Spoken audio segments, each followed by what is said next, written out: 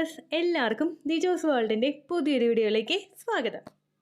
ഞാൻ ഈ പറയുന്ന 13 ലക്ഷണങ്ങളിൽ ഏതെങ്കിലും ഒരെണ്ണം നിങ്ങൾക്കുണ്ടെങ്കിൽ മാത്രമേ നിങ്ങൾക്ക് പ്രഗ്നന്റ് ആകാനായിട്ട് സാധിക്കുകയുള്ളൂ കേട്ടോ. ആ ലക്ഷണത്തിനെ പറ്റിയിട്ടാണ് സംസാരിക്കുന്നത്. അപ്പൊ നമുക്ക് വീഡിയോ സ്റ്റാർട്ട് ചെയ്യാം. നമ്മുടെ ബോഡിയാണ് നമ്മുടെ ഏറ്റവും ബെസ്റ്റ് ആയിട്ടുള്ള ഒരു ഫ്രണ്ട് എന്ന് പറയുന്നത്. അതുകൊണ്ട് ബോഡിയിൽ എന്തെങ്കിലും ചേഞ്ചസ് ഉണ്ടെങ്കിൽ അത് എളുപ്പത്തിൽ നമുക്ക് റെക്കഗ്നൈസ് ചെയ്യാനായിട്ട് സാധിക്കുകയാണെങ്കിൽ ഒരു പരിധി വരെയുള്ള ഹെൽത്ത് ഇഷ്യൂസിനെയൊക്കെ നമുക്ക് പിടിച്ചു കിട്ടുന്നതിന് വേണ്ടിയിട്ട് അത് ഹെൽപ്പ് ചെയ്യും. അതുപോലെ ഹെൽത്ത് ഇഷ്യൂസ് ഒക്കെ നേരത്തെ മനസ്സിലാക്കിയിട്ട് ഒരു പ്രഗ്നൻസിക്ക് വേണ്ടിയിട്ട് പ്രിപ്പയർ ആക്കാൻ വേണ്ടിയിട്ടും ആ ഒരു ബോഡിയെ കെയർ ചെയ്യുന്നത് നിങ്ങളെ ഹെൽപ്പ് ചെയ്യുന്നുണ്ട് കേട്ടോ. അപ്പൊ ഈ 13 ലക്ഷണങ്ങളും നിങ്ങൾക്ക് ഉണ്ടോയെന്ന് വ്യക്തമായിട്ട് തന്നെ നിങ്ങൾ ശ്രദ്ധിക്കണം. ഈ ലക്ഷണങ്ങൾ ഇല്ലെങ്കിൽ നിങ്ങൾ അതുമായിട്ട് ബന്ധപ്പെട്ടിട്ടുള്ള ഒരു സ്റ്റെപ്പ് എടുക്കാനായിട്ടും ശ്രദ്ധിക്കണേ. വീഡിയോ തുടങ്ങുന്നതിന് മുൻപായിട്ട് നമ്മുടെ ചാനലിൽ ഡെയിലി ലൈവ് സെഷൻസ് ഉണ്ട്. നിങ്ങൾക്ക് എന്തെങ്കിലും ഡൗട്ട്സ് ഉണ്ടെങ്കിൽ ചാനലിലെ ലൈവ് സെഷൻസിൽ കയറിയിട്ട് ഡൗട്ട്സ് ചോദിക്കാവുന്നതാണ്. എല്ലാ ദിവസവും ഒരു 2 മണിക്ക് ശേഷമുള്ള സമയത്തായിരിക്കും ചാനലിൽ ലൈവ് വരുന്നത്. ആ സമയത്ത് നിങ്ങൾക്ക് ഡൗട്ട്സ് ഒക്കെ ക്ലിയർ ചെയ്യാവുന്നതാണ് കേട്ടോ. അതുപോലെ തന്നെ ചില ആളുകൾ വളരെ പ്രൈവറ്റ് ആയിട്ടുള്ള വളരെ പേഴ്സണൽ ആയിട്ടുള്ള കാര്യങ്ങൾ പറയാനായിട്ട് ആഗ്രഹിക്കുന്നവരുണ്ട്. അങ്ങനെയുള്ളവർക്ക് വേണ്ടിയിട്ട് ഒരു ടെലിഗ്രാം അക്കൗണ്ട് ക്രിയേറ്റ് ചെയ്തിട്ടുണ്ട്. ടെലിഗ്രാം അക്കൗണ്ട് നമ്മൾ ഫെസിലിറ്റി പ്രൊവൈഡ് ചെയ്യുന്നത് ചാനലിൽ മെമ്പർഷിപ്പ് എടുത്തവർക്ക് വേണ്ടി മാത്രമാണ്. ചാനലിൽ നിങ്ങൾ വ്യൂ ചെയ്ത് കഴിയുമ്പോൾ അതിൽ ജോയിൻ എന്ന് പറഞ്ഞൊരു ബട്ടൺ ഉണ്ടാകും. ജോയിൻ ബട്ടൺ പ്രസ് ചെയ്തിട്ട് 159 രൂപയുടെ മെമ്പർഷിപ്പ് എടുക്കുന്നവർക്ക് വേണ്ടിയിട്ടാണ് ഈ ഒരു ടെലിഗ്രാം ഫെസിലിറ്റി കൊടുക്കുന്നത്. പ്രൈവറ്റ് ആയിട്ടുള്ള വോയിസ് മെസ്സേജും ചാറ്റും ഒക്കെ ഇനേബിൾ ചെയ്തിട്ടുള്ളതാണ് ഈ ടെലിഗ്രാം അക്കൗണ്ട്. അതുവഴി നിങ്ങൾക്ക് എന്നെ കോൺടാക്ട് ചെയ്യാവുന്നതാണ് കേട്ടോ. അപ്പോ ഇവിടെ ഞാൻ സംസാരിക്കുന്ന ഈ 13 ലക്ഷണങ്ങളും ഉണ്ടാകുന്നത് ഓവുലേഷൻ നടക്കുന്ന സമയത്താണ്. ഈ 13 ലക്ഷണങ്ങളിൽ ഏതെങ്കിലും ഒരെണ്ണം നിങ്ങൾക്ക് ഉണ്ടായി കഴിഞ്ഞാൽ പ്രഗ്നൻസി കിട്ടാനായിട്ട് ചാൻസ് ഉണ്ട് കേട്ടോ. ഓവുലേഷൻ നടന്നു കഴിഞ്ഞാൽ മാത്രമേ, അത് ഹെൽത്തി ആയിട്ടുള്ള ഒരു ഓവുലേഷൻ നടന്നു കഴിഞ്ഞാൽ മാത്രമേ നമുക്ക് വേഗത്തിൽ കൺസീവ് ആകാനായിട്ട് സാധിക്കുള്ളൂ. ഏറ്റവും ക്വാളിറ്റി ഉള്ള ഒരു എഗ് പ്രൊഡ്യൂസ് ആയി പുറത്തേക്ക് വരുന്ന സിറ്റുവേഷൻസിലാണ് ഏറ്റവും കൂടുതലായിട്ട് നമുക്ക് ഓവുലേഷന്റെ സിംറ്റംസ് ഒക്കെ കണ്ടുവരുന്നത്. അതുപോലെ തന്നെ ചില ആളുകൾക്ക്, അതായത് ഓവുലേഷൻ ഇൻഡ്യൂസ് ചെയ്യാനായിട്ട് മെഡിസിൻ എടുക്കുന്നവർക്കും ഇഞ്ചക്ഷൻസ് യൂസ് ചെയ്തവർക്കും ഓവുലേഷന്റെ സിംറ്റംസ് ഒന്നും തന്നെ അങ്ങനെ ഉണ്ടായിക്കൊള്ളണമെന്നില്ല. അതിനർത്ഥം നിങ്ങൾക്ക് ഓവുലേഷൻ ക്വാളിറ്റിയുള്ള എഗ് പ്രൊഡ്യൂസ് ആവില്ലെന്നോ അല്ലെങ്കിൽ ഓവുലേഷൻ നടക്കുന്നില്ലെന്നോ അല്ല കേട്ടോ. ബോഡിയിൽ അതുമായിട്ട് ബന്ധപ്പെട്ടിട്ടുള്ള ഹോർമോൺസിന്റെ പ്രൊഡക്ഷൻ ഒക്കെ ഉണ്ടാവുന്നത് കൊണ്ട് പലപ്പോഴും ഇത്തരത്തിലുള്ള ലക്ഷണങ്ങൾ നിങ്ങൾക്ക് ഇല്ലാതെ വരികയും ചെയ്യുന്നുണ്ട്. അതല്ലാതെ മെഡിസിൻസ് ഒന്നും എടുക്കാതെ നോർമലായിട്ട് പ്രഗ്നൻസി ട്രൈ ചെയ്യുന്ന ഒരാള് ഈ ലക്ഷണങ്ങൾ ഉണ്ടോ എന്ന് നിങ്ങൾ പ്രോപ്പറായിട്ട് മനസ്സിലാക്കണം. ഇല്ലെങ്കിൽ ഡോക്ടറെ കാണാനായിട്ടും ശ്രദ്ധിക്കണം കേട്ടോ. ഇതിലെ ഏറ്റവും ആദ്യത്തെ ലക്ഷണം എന്ന് പറയുന്നത് ഓവുലേഷൻ പെയിൻ ആണ്. സഡൻ ആയിട്ടുള്ള ഒരു പെയിൻ, കുറച്ച് മണിക്കൂറുകൾ മാത്രം നിൽക്കുന്ന ഒരു വേദനയായിരിക്കും നമുക്ക് ഓവുലേഷൻ നടക്കുന്ന സമയത്ത് ഫീൽ ചെയ്യുന്നത്. ഒന്നുകിൽ നമ്മുടെ അടിവയറിന്റെ ലെഫ്റ്റ് ഭാഗത്തോ അല്ലെങ്കിൽ റൈറ്റ് ഭാഗത്തോ ആയിരിക്കും നിങ്ങൾക്ക് ഈ ഒരു വേദന ഉണ്ടാവുന്നത്. ഇത് എക്സാക്ട് അടിവയറിന്റെ പോർഷൻ ആയിരിക്കില്ല. അടിവയറും നമ്മുടെ ആ ഒരു ഇടുപ്പും ചേരുന്ന ഒരു പകുതിക്കുള്ള പോർഷനിൽ വെച്ചിട്ടായിരിക്കും നിങ്ങൾക്ക് ഇത്തരത്തിലുള്ള വേദനകൾ ഉണ്ടാവുന്നത് കേട്ടോ. ചിലപ്പോൾ പീരിയഡ്സ് ആവുന്നത് പോലുള്ള ഒരു ലൈറ്റ് ആയിട്ടുള്ള ഒരു ക്രാംസ് ആയിരിക്കും നിങ്ങൾക്ക് ഉണ്ടാവുന്നത്. ഒരുപാട് മണിക്കൂറുകളോ 1-2 ദിവസവും ഒന്നും ഈ ഒരു പെയിൻ നിങ്ങൾക്ക് ലാസ്റ്റ് ചെയ്യില്ല.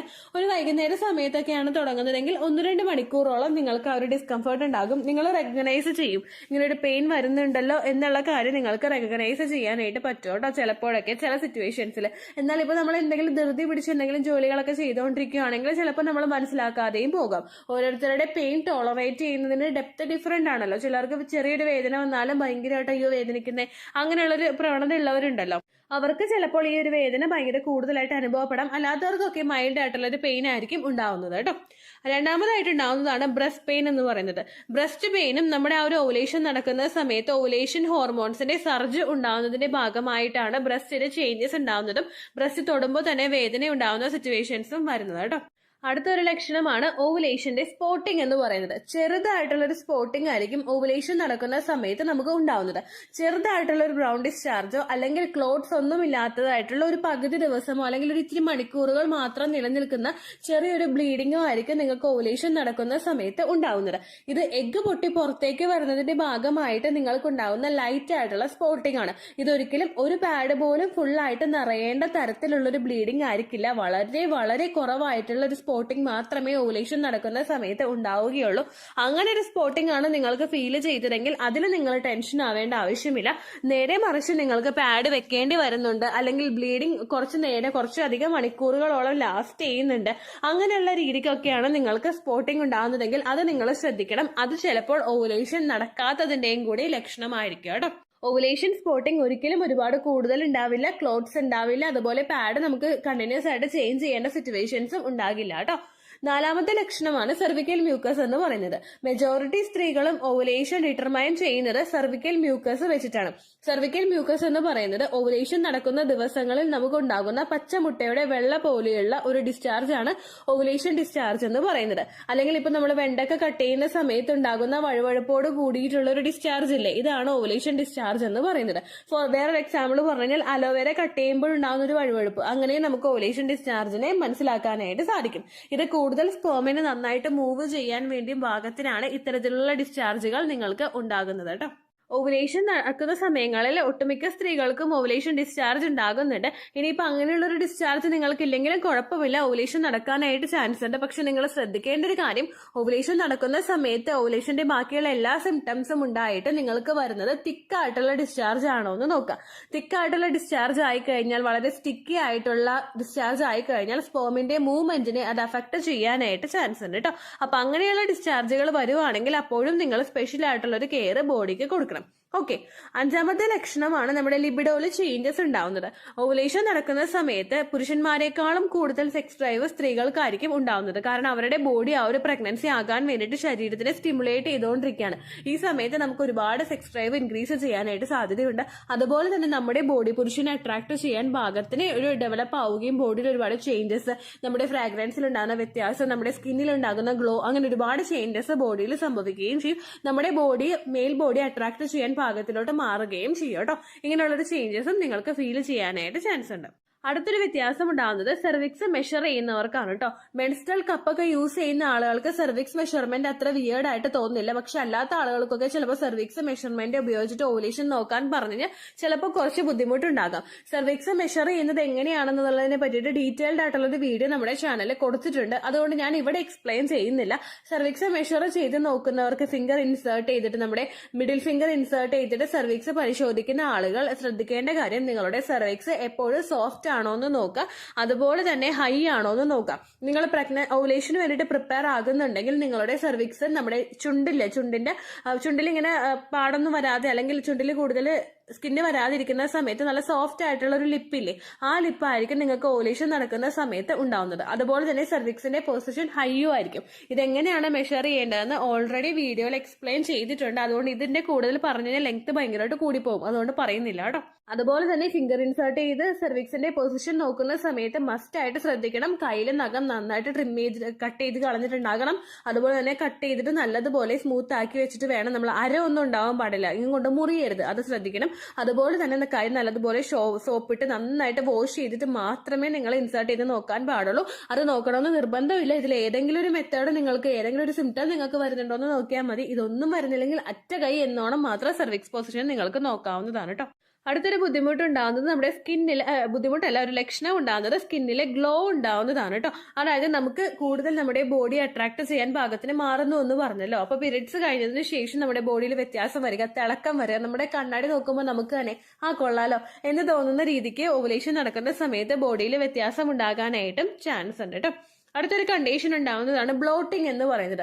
വയറ് ഭയങ്കര തിങ്ങിയിരിക്കുന്നത് പോലെ ഗ്യാസ് ഫോം ചെയ്യുന്ന തരത്തിലുള്ള ഒരു ബുദ്ധിമുട്ടും നമുക്ക് കൂടുതലായിട്ട് വയറിൽ ഓവുലേഷൻ നടക്കുന്ന സമയത്ത് ഫീൽ ചെയ്യാം. ചില ആളുകൾക്ക് വയറിന് ചുറ്റുമുള്ള പോർഷനിലും വേദന ഉണ്ടാകും. അതായത് നമ്മൾ വയറ് ഭയങ്കര പ്രകമ്പനം കൊണ്ടിരിക്കുന്നതാന്ന് പറയും. അത് നമുക്ക് ഭയങ്കര ഹെവി ആയിട്ട് പോകുന്ന സിറ്റുവേഷനിൽ പൊക്കിളിന് ചുറ്റുമുള്ള ഭാഗത്ത് നിങ്ങൾക്ക് ഇതുപോലുള്ള ഡിസ്കംഫേർട്ട് ഫീൽ ചെയ്യാം കേട്ടോ. ഓൾറെഡി ശരീരത്തിനകത്ത് ഒരു ആക്ടിവിറ്റി നടക്കുന്നത് കൊണ്ടാണ് അതുമായിട്ട് ബന്ധപ്പെട്ടിട്ടുള്ള മാറ്റങ്ങൾ പുറത്തേക്ക് ഉണ്ടാവുന്നത്. നമുക്ക് ഹോർമോൺസ് കൂടുന്നുണ്ട്, ഈസ്ട്രജൻ കൂടുന്നുണ്ട്, FSH ഹോർമോൺ, LH ഹോർമോൺ ഒക്കെ നന്നായിട്ട് ഇൻക്രീസ് ആയി വരുന്നതിന്റെ ഭാഗമായിട്ടാണ് ഇങ്ങനെ ഒരു ചേഞ്ചസ് ഫീൽ ചെയ്യുന്നത് കേട്ടോ. അടുത്തതായിട്ട് വ്യത്യാസം ഉണ്ടാകുന്നത് നമ്മുടെ ലോവർ ബാക്ക് പോർഷനിലാണ്. നമ്മുടെ നടുവിന് ഏറ്റവും അറ്റത്തായിട്ടുള്ള പോർഷനിൽ ഓവുലേഷൻ നടന്ന് എഗ്ഗ് പൊട്ടി പുറത്തേക്ക് വരുമ്പോൾ അതിൻ്റെതായിട്ടുള്ള ഒരു ക്രാംസ് ഉണ്ടാകുമ്പോൾ അതിന്റെ ഒരു പ്രഷർ കൊണ്ടോ എഫക്ട് കൊണ്ടോ കീഴ്പോട്ടേക്ക് ലോവർ അബ്ഡമന്റെ പോർഷനിലും നിങ്ങൾക്ക് ഫീൽ ചെയ്യാം കേട്ടോ. ഇതൊരിക്കലും ഒരുപാട് ഹെവി ആയിട്ടുള്ള പെയിൻ ആയിരിക്കില്ല. കുറച്ചു നേരം ഒന്ന് റെസ്റ്റ് എടുത്ത് കഴിയുമ്പോൾ നാച്ചുറലായിട്ട് ആ ഒരു പെയിൻ മാറിപ്പോയിക്കോളൂ കേട്ടോ. അതിന് വേണ്ടിയിട്ട് നമ്മൾ ആ ഒരു വേദനയെ ടോളറേറ്റ് ചെയ്യാൻ പറ്റില്ലെന്ന് വിചാരിച്ചിട്ട് പെയിൻ കില്ലേഴ്സ് ഒന്നും കൂടുതലായിട്ട് യൂസ് ചെയ്യരുത്. ആ കാര്യം നിങ്ങൾ പ്രത്യേകം ശ്രദ്ധിക്കണം. അടുത്തൊരു ലക്ഷണമായിട്ട് വരുന്നത് എക്സ്ട്രീം ആയിട്ടുള്ള ടയേർഡ്നെസ് ആണ്. നമുക്ക് എന്തെങ്കിലും ഒന്നും ചെയ്യാനായിട്ട് തോന്നുന്നില്ല, അവിടെ എങ്ങനെയെങ്കിലും ചുരുണ്ട് കൂടിയാൽ മതി എന്നുള്ളൊരു രീതിക്കുള്ള ബോഡിയിൽ ചേഞ്ചസ് വരിക. ഹോർമോൺ സർജ് കൊണ്ടാണ് മെയിൻ ആയിട്ട് അങ്ങനെയുള്ളൊരു മാറ്റം ഉണ്ടാകുന്നത്. അതിന് നിങ്ങൾ ഒരുപാട് അങ്ങോട്ട് കൺസിഡർ ചെയ്യേണ്ട ആവശ്യമില്ല. മാക്സിമം നമ്മൾ എനർജറ്റിക് ആവാനായിട്ട് നോക്കാം. അടുത്തൊരു ലക്ഷണമാണ് നമ്മുടെ വൾവ അതുപോലെ വജൈനൽ പോർഷനിൽ സ്വെല്ലിംഗ് ഉണ്ടാവുക, വേദന അല്ലെങ്കിൽ വീക്കം പോലുള്ള ഒരു കണ്ടിന്യൂസ് ആയിട്ട് നമുക്ക് ഫീൽ ചെയ്യുന്നത്. ഈ ഒരു ബുദ്ധിമുട്ട് ഉണ്ടാവുന്നത് എന്താണെന്ന് വെച്ച് കഴിഞ്ഞാൽ കൂടുതൽ ബ്ലഡ് സർക്കുലേഷൻ ഉണ്ടാവുന്നുണ്ട്. സർവിക്സിൽ കൂടുതൽ സർവിക്കൽ മ്യൂക്കസിന്റെ പ്രൊഡക്ഷൻ നന്നായിട്ട് നടക്കുന്നതിന് വേണ്ടിയിട്ടും അതുപോലെ ഒരു പ്രഗ്നൻസി ആകാൻ വേണ്ടിയിട്ട് സ്പേമിനെ വീട്ട് ചെയ്യാൻ വേണ്ടിയിട്ട് നമ്മുടെ ബോഡി പ്രിപ്പയർ ആവുന്നത് കൊണ്ടുമൊക്കെ ബ്ലഡ് സർക്കുലേഷൻ കൂടുന്നുണ്ട്. ഇതിന്റെ ഭാഗമായിട്ട് നിങ്ങൾക്ക് സർവിക്സിന്റെ പൊസിഷനിലും അതുപോലെ നമ്മുടെ വജൈനയുടെ അവിടെയൊക്കെ ക്ലീൻ ചെയ്യുന്ന സമയത്താണെങ്കിലും അല്ലാത്ത സിറ്റുവേഷനിലും ഭയങ്കര ഒരു ഹെവിനെസ് നമുക്ക് കണ്ടിന്യൂസ് ആയിട്ട് ഫീൽ ചെയ്യാനായിട്ട് തുടങ്ങും കേട്ടോ. ആ ബുദ്ധിമുട്ട് കാണുന്നുണ്ടെങ്കിൽ നിങ്ങൾക്ക് ഓവുലേഷൻ നടക്കാറായിട്ടുണ്ട് എന്ന് ഏകദേശം ഉറപ്പിക്കാനായിട്ട് സാധിക്കും.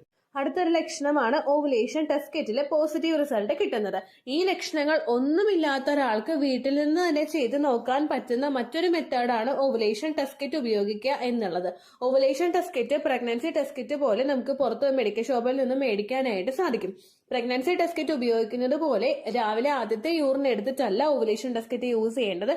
നേരെ മറിച്ച് ഒരു 12 അല്ലെങ്കിൽ 2 മണി സമയത്തുള്ള യൂറിൻ സാമ്പിൾ എടുത്തിട്ട് വേണം നമ്മൾ ഓവുലേഷൻ ടെസ്റ്റ് കിറ്റ് യൂസ് ചെയ്യാൻ വേണ്ടിയിട്ട്. കാരണം പ്രഗ്നൻസി ടെസ്റ്റ് കിറ്റിൽ നമുക്ക് വേണ്ടത് HCGയുടെ ലെവലാണ്. അത് ഏറ്റവും കൂടുതൽ ഉണ്ടാകുന്നത് ഏർലി മോർണിംഗിൽ ആദ്യത്തെ യൂറിനിലായിരിക്കും. പക്ഷെ നമുക്ക് ഓവുലേഷൻ ടെസ്റ്റ് കിറ്റിൽ വേണ്ടത് LH ഹോർമോൺ ആണ്. അത് നമുക്ക് ഉണ്ടാവണമെങ്കിൽ കുറച്ചൊന്ന് നേരം കഴിയണം. അപ്പൊ അതുകൊണ്ട് അങ്ങനെയുള്ള രീതിക്ക് നിങ്ങൾ ടെസ്റ്റ് ചെയ്ത് നോക്കുക. ഓവുലേഷൻ ടെസ്റ്റ് കിറ്റ് എങ്ങനെ ഉപയോഗിക്കാം എന്നതിനെ പറ്റിയിട്ട് നമ്മുടെ ചാനലിൽ വീഡിയോ ഉണ്ട് കാണാൻ വേണ്ടിയിട്ട്.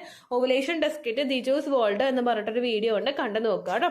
അപ്പൊ ഇത്രയൊക്കെയാണ് ഓവുലേഷൻ നമുക്ക് കണ്ടുപിടിക്കാൻ പറ്റുന്ന, വീട്ടിൽ നിന്ന് കണ്ടുപിടിക്കാൻ പറ്റുന്ന മാർഗങ്ങൾ എന്ന് പറയുന്നത്. ഞാൻ ഈ പറഞ്ഞിട്ടുള്ള ഒരു ലക്ഷണം പോലും നിങ്ങൾക്ക് ഇല്ലെങ്കിൽ മാത്രം നിങ്ങളൊന്ന് ഡോക്ടറെ കണ്ടു നോക്കുക, ഫോളിക്കുലർ സ്റ്റഡി നടത്തി നോക്കുക കേട്ടോ. നാച്ചുറലി പ്രഗ്നൻസി നോക്കുന്ന ഇതുവരെ ഡോക്ടറെ കാണാത്ത ഒരാളോടാണ് ഞാൻ അങ്ങനെ പറഞ്ഞത്. നിങ്ങൾ പോയി ഒന്ന് ഡോക്ടറെ കണ്ടിട്ട് ഫോളിക്കുലർ സ്റ്റഡി നടത്തി നോക്കാൻ വേണ്ടിയിട്ട്. അതല്ലാതെ doctor follicular study next month ചെയ്യാമെന്ന് പറഞ്ഞ ഒരാൾ ഈ സിംറ്റംസ് ഉണ്ടോ എന്ന് അറിയാൻ വേണ്ടിയിട്ട് വെയിറ്റ് ചെയ്ത് നിൽക്കേണ്ട ആവശ്യമില്ല. ഡോക്ടറെ കണ്ടിട്ട് ഫോളിക്കുലർ സ്റ്റഡി നടത്തി നോക്കാനായിട്ട് നോക്കാം കേട്ടോ. ഇനി ഈ സിംറ്റംസ് എപ്പോഴൊക്കെയാണ് കണ്ടുവരുന്നതെന്ന് വെച്ച് കഴിഞ്ഞാൽ ഏകദേശം നമ്മുടെ മെൻസ്ട്രൽ സൈക്കിളിന്റെ ലെങ്ത് വെച്ചിട്ടാണ് നമ്മൾ ഓവുലേഷൻ ഡേറ്റ് കാൽക്കുലേറ്റ് ചെയ്ത് എടുക്കേണ്ടത്. നിങ്ങളുടെ മെൻസ്ട്രൽ സൈക്കിളിന്റെ ലെങ്ത് 28 ദിവസമാണെങ്കിൽ 28ൽ നിന്ന് നിങ്ങൾ 14 കുറയ്ക്കുക. സൈക്കിൾ ലെങ്ത് എന്നത് മാറ്റമില്ലാത്ത ഒരു സംഖ്യയാണ്. പക്ഷെ 14 സൈക്കിൾ ലെങ്ത് എന്ന് പറയുന്നത് മാറ്റമുള്ള ഒരു സംഖ്യയാണ്. പക്ഷെ 14 എന്ന് പറയുന്നത് മാറ്റമില്ലാത്ത ഒരു സംഖ്യയാണ്. അപ്പൊ 28 ദിവസം കൂടുമ്പോഴാണ് ഓരോ മാസവും നിങ്ങൾക്ക് പീരിയഡ്സ് ആവുന്നതെങ്കിൽ 28ൽ നിന്ന് നിങ്ങളൊന്ന് 14 കുറയ്ക്കുക. അപ്പോൾ കിട്ടുന്ന ഉത്തരം എന്ന് പറയുന്നത് 14 ആയിരിക്കും. ഈ 14ാമത്തെ ദിവസം, പീരിയഡ്സിന്റെ 14ാമത്തെ ദിവസമായിരിക്കും നിങ്ങൾക്ക് ഓവുലേഷൻ ഡേറ്റ് വരുന്നത്. ഇനി നേരെ മറിച്ച് ഒരു 30ാമത്തെ ദിവസം കൂടുമ്പോഴാണ് എല്ലാ മാസവും നിങ്ങൾക്ക് പീരിയഡ്സ് ആവുന്നതെങ്കിൽ 30ൽ നിന്ന് നിങ്ങൾ 14 കുറയ്ക്കാം. അപ്പോൾ കിട്ടുന്ന ഉത്തരമാണ് 16 എന്ന് പറയുന്നത്. അപ്പോൾ പീരിയഡ്സിന്റെ 16ാമത്തെ ദിവസമായിരിക്കും നിങ്ങൾക്ക് ഓവുലേഷൻ ഡേറ്റ് വരുന്നത്. ഇതിനേക്കാളും ഒരു 5 ദിവസം മുൻപ് മുതൽ, അതായത് ഇപ്പൊ 16ാമത്തെ ദിവസമാണ് നിങ്ങൾക്ക് ഓവുലേഷൻ ഡേറ്റ് വരുന്നതെങ്കിൽ പീരിയഡ്സിന്റെ ഒരു 11ാമത്തെ ദിവസം മുതൽ ഈ ലക്ഷണങ്ങളൊക്കെ നിങ്ങൾക്ക് കണ്ടുവരും കേട്ടോ. ആ സമയത്ത് ലക്ഷണങ്ങൾ കണ്ടുവരുമ്പോൾ പ്രോപ്പർ ആയിട്ട് കോണ്ടാക്ട് ചെയ്യാനായിട്ട് നോക്കുക. കൃത്യം ഓവുലേഷൻ ഡേറ്റിന് വേണ്ടിയിട്ട് നിങ്ങൾ വെയിറ്റ് ചെയ്ത് നിൽക്കരുത്. നേരത്തെ മുതൽ തന്നെ കോണ്ടാക്ട് സ്റ്റാർട്ട് ചെയ്താലേ ആ ഒരു ടൈം മാക്സിമം നിങ്ങൾക്ക് യൂട്ടിലൈസ് ചെയ്യാനായിട്ട് സാധിക്കുള്ളൂ കേട്ടോ. ഇത്രയേ ഉള്ളൂ വീഡിയോ. യൂസ്ഫുൾ ആയി കാണുമെന്ന് വിശ്വസിക്കുന്നു. യൂസ്ഫുൾ ആവുന്നുണ്ടെങ്കിൽ ലൈക്ക് ചെയ്യുക, ഫ്രണ്ട്സിനൊക്കെ ഷെയർ ചെയ്ത് കൊടുക്കുക കേട്ടോ. എന്തെങ്കിലും സംശയം ഉണ്ടെങ്കിൽ നിങ്ങൾ കമന്റ്സിൽ ചോദിക്കുക. പണ്ടത്തെ വീഡിയോയ്ക്ക് കമന്റ്സ് ഇടുന്നവർക്ക് റിപ്ലൈ ലഭിക്കുന്നില്ലെങ്കിൽ ലേറ്റസ്റ്റ് ആയിട്ട് ഞാൻ ഏത് വീഡിയോ ആണോ അപ്ലോഡ് ചെയ്യുന്നത് അതിന് താഴെ കമന്റ് ഒന്ന് കോപ്പി പേസ്റ്റ് ചെയ്യാനായിട്ട് ശ്രദ്ധിക്കുക കേട്ടോ. അതുപോലെ ഓവുലേഷൻ ഡേറ്റ് കാൽക്കുലേറ്റ് ചെയ്ത് തരാനായിട്ട് റിക്വസ്റ്റ് ചെയ്യുന്ന ആളുകൾ എത്രയാണോ സൈക്കിൾ ലെങ്ത് അത് മെൻഷൻ ചെയ്യാനായിട്ട് ശ്രദ്ധിക്കുക. സൈക്കിൾ ലെങ്ത് എന്നതുകൊണ്ട് ഉദ്ദേശിച്ചത് ഓരോ മാസവും എത്ര ദിവസം കൂടുമ്പോഴാണോ ബ്ലീഡിങ് വരുന്നത് അതാണ് സൈക്കിൾ ലെങ്ത്. കഴിഞ്ഞ മാസം ഒരു 8ാം തീയതിയാണ് ബ്ലീഡിംഗ് ആയതെങ്കിൽ ഈ മാസം 6ാം തീയതിയാണ് ബ്ലീഡിംഗ് ആയതെങ്കിൽ കഴിഞ്ഞ മാസം 8ാം തീയതി മുതൽ ഈ മാസം 6ാം തീയതി വരെ എത്ര ദിവസമുണ്ടോ അത് കാലണ്ടറിൽ എണ്ണി തിട്ടപ്പെടുന്നതാണ് നിങ്ങളുടെ സൈക്കിൾ ലെങ്ത്. സൈക്കിൾ ലെങ്ത് നമ്മൾ കൃത്യമായിട്ട് കാൽക്കുലേറ്റ് ചെയ്യുകയാണെങ്കിൽ ഓവുലേഷൻ ഡേറ്റ് എളുപ്പത്തിൽ കണ്ടുപിടിക്കാൻ വേണ്ടിയിട്ട് ഒരുപാട് ആപ്ലിക്കേഷൻസും ഒരുപാട് ഓൺലൈൻ ആയിട്ടുള്ള വെബ്സൈറ്റുകളും ഇന്ന് നമുക്ക് അവൈലബിൾ ആണ്. പ്ലേ സ്റ്റോറിൽ പോയിട്ട് ഓൺലൈൻ ഓവുലേഷൻ ട്രാക്കർ എന്ന് ടൈപ്പ് ചെയ്ത് കഴിഞ്ഞാൽ നിങ്ങൾക്ക് അതുമായിട്ട് ബന്ധപ്പെട്ടിട്ടുള്ള ആപ്ലിക്കേഷൻസ് കിട്ടും. അത് പറ്റുന്നില്ല എങ്കിൽ ഗൂഗിളിൽ പോയിട്ട് ഓൺലൈൻ ഓവുലേഷൻ കാൽക്കുലേറ്റർ എന്ന് ടൈപ്പ് ചെയ്ത് കഴിഞ്ഞാൽ അതുമായിട്ട് ബന്ധപ്പെട്ടിട്ടുള്ള വെബ്സൈറ്റുകൾ നിങ്ങൾക്ക് കിട്ടും.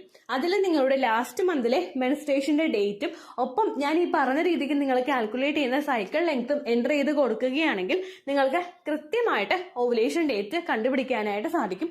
ഫെർട്ടൈൽ ടൈം പീരീഡും നിങ്ങൾക്ക് കിട്ടും. അതായത് എത്ര ദിവസം മുതൽ കോണ്ടാക്ട് ചെയ്ത് തുടങ്ങിക്കഴിഞ്ഞാൽ നിങ്ങൾ പ്രഗ്നന്റ് ആകും എന്നുള്ളൊരു ഡേറ്റും നിങ്ങൾക്ക് പ്രോപ്പറായിട്ട് കിട്ടും കേട്ടോ. ഇത് കാൽക്കുലേറ്റ് ചെയ്യുന്ന സമയത്ത്, സൈക്കിൾ ലെങ്ത് കാൽക്കുലേറ്റ് ചെയ്യുന്ന സമയത്ത് നിങ്ങളുടെ ആ ഒരു കലണ്ടറിൽ നോക്കി തന്നെ നിങ്ങൾ കാൽക്കുലേറ്റ് ചെയ്യുക. പല മാസങ്ങളിലും 30-31 ദിവസമുണ്ട്, അതുകൊണ്ടാണ് അങ്ങനെ പറഞ്ഞത്. ഒപ്പം നിങ്ങൾക്ക് ബ്ലീഡിങ് തുടങ്ങിയ ദിവസത്തിന് വേണം നിങ്ങൾ Day 1 ആയിട്ട് എടുക്കാൻ വേണ്ടിയിട്ട്. സ്പോട്ടിങ് തുടങ്ങിയ ദിവസത്തിനെ, അതായത് ചെറുതായിട്ട് ഡിസ്ചാർജ് പോയി തുടങ്ങിയ ദിവസത്തിനെ നിങ്ങൾ കൺസിഡർ ചെയ്യേണ്ട ആവശ്യം ഇല്ല കേട്ടോ. അപ്പൊ ഇത്രയേ ഉള്ളൂ വീഡിയോ. അടുത്തൊരു വീഡിയോ ആയിട്ട് നമുക്ക് വീണ്ടും കാണാം. ബൈ.